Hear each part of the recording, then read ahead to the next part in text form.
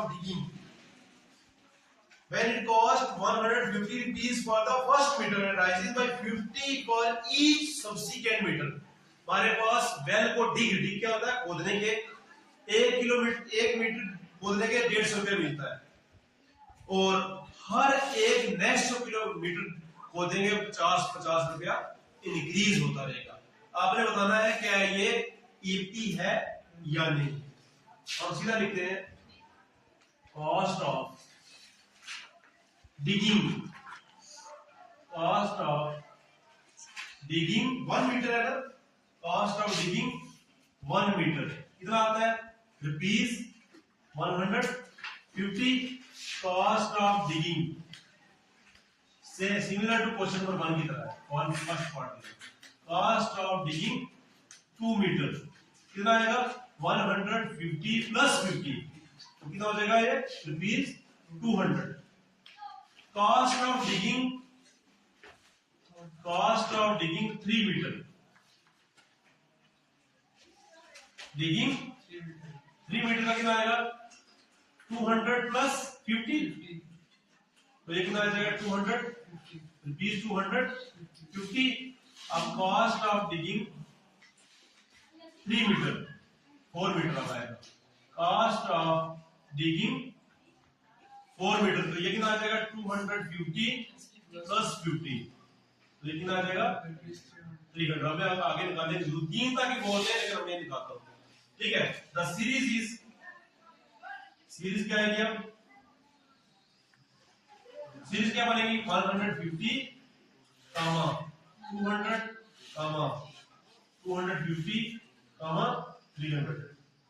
अब इसका क्या निकालना हमने? कॉमन डिफरेंस चेक करना है कि डिफरेंस सेम है। अगर सेम हुआ तो ये क्या होगी?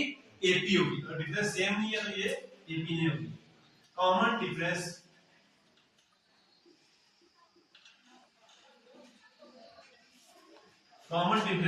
D इज इक्वल टू क्या आएगा? 200 माइनस 150, तो कितना आएगा? Second term minus first term. लिख भी सकते हो, मैं डायरेक्ट कर रहा हूं। एक पार्ट में कितना आएगा? 50, दूसरे में क्या आएगा? कॉमन डिफरेंस फिर क्या आएगा? 250 माइनस 200, ये भी 50 आएगा। फिर 300 माइनस 250, ये भी 50 आएगा। देखो कॉमन डिफरेंस सेम आ रहा है, इट मींस ये क्या है? एपी है। हियर डी सेम, डी की जगह आप क्या लिखोगे? कॉमन डिफरेंस डी इज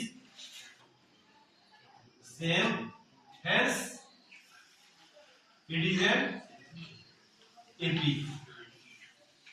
ये पार्ट थर्ड कंप्लीट होता है। क्वेश्चन नंबर 1 हमारे पास क्या है?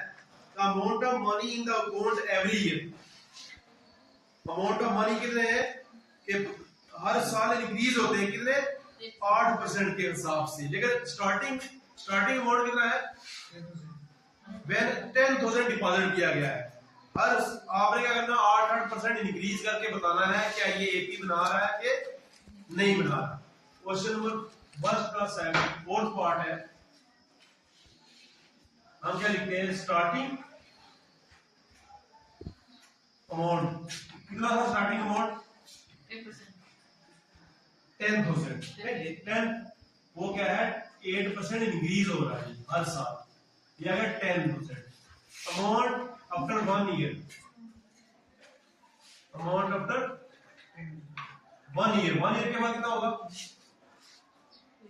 8% इंक्रीज हो रहा है ना, मतलब 10,000 में 10,000 का 8%, 10,000 का 8% निकालोगे आप, कैसे निकलता है ये? मैं यही पे लिख देता हूं। 10,000 प्लस इसका 8% निकालोगे, कैसे निकलेगा? 10,000 मल्टीप्लाई 8% को हटाओगे 100 आएगा, ये और ये काट जाएगा तो कितना होगा? 800। 10,000 प्लस 800, तो ये कितना बन जाएगा? 10,800। ठीक है। अब है amount after 2 years. Amount after 2 years, 2 साल के बाद कितना बनेगा? अमाउंट आफ्टर 2 इयर्स, लेकिन आएगा। हम पहली 2-3 टर्मों में ही चेक कर लेते हैं क्या क्या ये कॉमन डिफरेंस इसका सेम आ रहा है कि नहीं आ रहा। अब क्या है, इसमें ऐड करेंगे 10,800 प्लस 10,800 का कितने परसेंट निकालना हमने, 8%।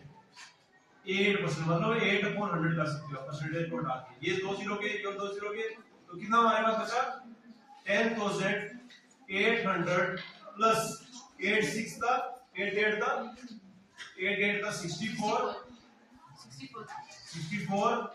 ये कितना आएगा, 8 1 था 8। तो ये हमारे पास आ जाएगा 10,000। कैसे प्लस करते हैं, 4 6 16 1 1, ये आ जाएगा। अब यहीं से चेक कर लेते हैं, आगे जाने की जरूरत नहीं है। ये कितने रुपीस आएंगे, 2 साल के बाद इतने आएंगे, 1 साल के बाद इतने आएंगे। शुरू से इतने पैसे थे बॉन्ड में, फिर इतने आए हुए, ये आए। अब सीधा हमने क्या निकालना है, द सीरीज। द सीरीज क्या बनेगी हमारे पास, सीरीज इज क्या आएगी, 10,000 10,800 11,664। कॉमन डिफरेंस निकालो इसमें, देखो कॉमन डिफरेंस सेम आ रहा है। Common difference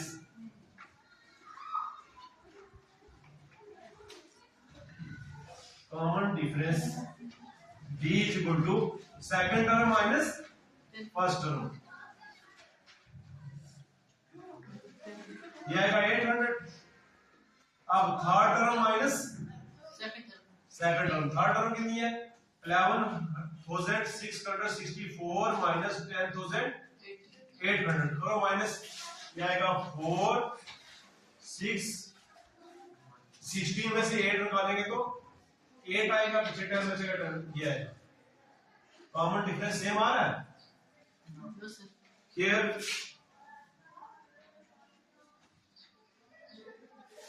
common difference is not same, is